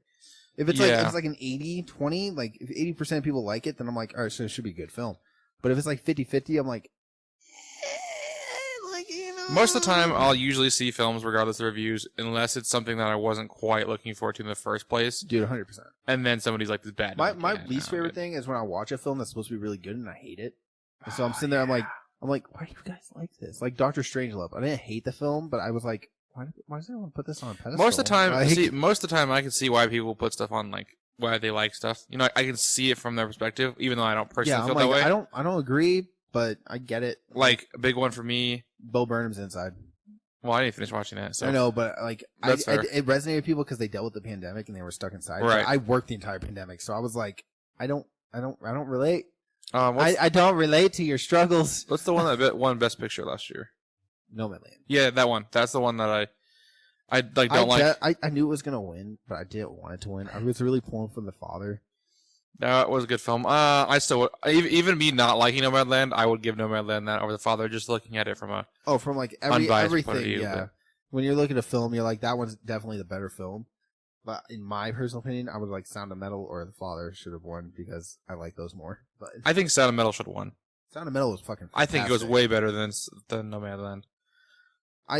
It's just one of those things where I'm like, I get it, but I don't like it. Like, I know why everyone likes No Man Land. I knew No Man Land was gonna win when it first started doing like festivals. Yeah. And like everyone was like, "Oh my god!" And I was like, "Oh fuck, that's gonna win Best Picture." And the issue, especially when you it don't have competition. competition. It's like it wasn't like 2019 where like I didn't even know Parasite until like a month before the pandemic, right? Or before the Oscars. Yeah. Like, I mean, yeah. When my people were like, "God, watch Parasite," and I was like, "That sounds like a B-rated horror film." It did. Like, I don't want to watch that. And then like sitting there watching it, going like, "Holy shit, this is really good!" Like, exactly. Like, it's not even Best Picture. I'm like, "But why? Is this some like B-rate horror film, right? Like, who the fuck gives a shit?" And then that's when we started doing the Best Picture watch because I was like, "Well, now I want to watch them all because I don't know any of these." Like, exactly. I am excited to see what gets nominated this year, though, because I'm like, it still has not been quite a full year, but it's a little bit more advantageous than. Well, the reason is because we haven't gotten Oscar season yet. We are. Oscar season's from April to December. I mean, sorry. Until maybe next year, it's April to December. Right. Well, no. Wait. No, Yeah. I mean, no. I know what you're saying. I'm saying Oscar season. It's normally like near the endish of the year. It's normally closer to the Oscars when all the Oscar contenders start coming out. Yeah, that's what I'm saying. So like all the films that actually come out for the Oscars, like usually like it's happening right December now, but and November. It hasn't happened. Like In the Heights, people are like Best Picture. I'm like, I disagree. But I'm sorry. What? Yeah, I didn't finish watching that. I don't care. No, I mean, there's no way. No way. Honestly, if I would lose all faith in like the Oscars if that won. I could definitely see it being nominated, but I do not like right now as movies stand right now. Okay, well, sure. Like in the 3 months we've had movies come out. But then I would say Black Widow probably would be nominated. Movie right now, I'd agree. Yeah, it's I'm like I would never put Black Widow in the Oscars normally. We got 5 more months of movies, so yeah, you're right. We have a ton of movies. Plus, this is another issue. Is this Space Jam because CGI? This is going to be another short year for the Oscars. Yeah, I mean, last year was a long year, but it was the pandemic, so it was shorter. Right. But this one's shorter because they're trying to catch back up towards January to December. Yeah, exactly. Well, thank you guys for joining us. We talked a slew of movie news, Black Widow, The Tomorrow War, The Forever Purge, and various bits of content we watched throughout the week. New episodes come out every Tuesday, so be sure to follow us and turn on notifications to get updates every time we post. If you want to keep up with our activities outside the airwaves, well, you can stalk us on Instagram, where we rarely post at Into the Best Podcast. I keep wanting to post things, but I just can't think of anything like worthwhile posting. I know. I'm like, I post that, and I was like, that doesn't have anything to do with our podcast, so I don't really want to post that. Bryce, where can people find you and follow you on your wonderful adventures online? You can find me on Letterboxd at Payne Reviews, Payne Reviews. I do all my movie watches there and usually review reviews. Depends on the movie. Sometimes if I don't like it, I don't review it because I don't want to get critiqued. You find me on Twitter at Sanguine Films, right? Yes, good. I always fuck that up. And you can find me on Instagram at Payne Loves Cinema. And you can stay connected with me, Mytchel Chandler, by simply following me on Facebook and Instagram at author Mytchel Chandler, on Twitter at Mytchel Chandler, and on Letterboxd at Mitch Reviews. That is all for this week, our fellow cinephiles, and until next time, Excelsior!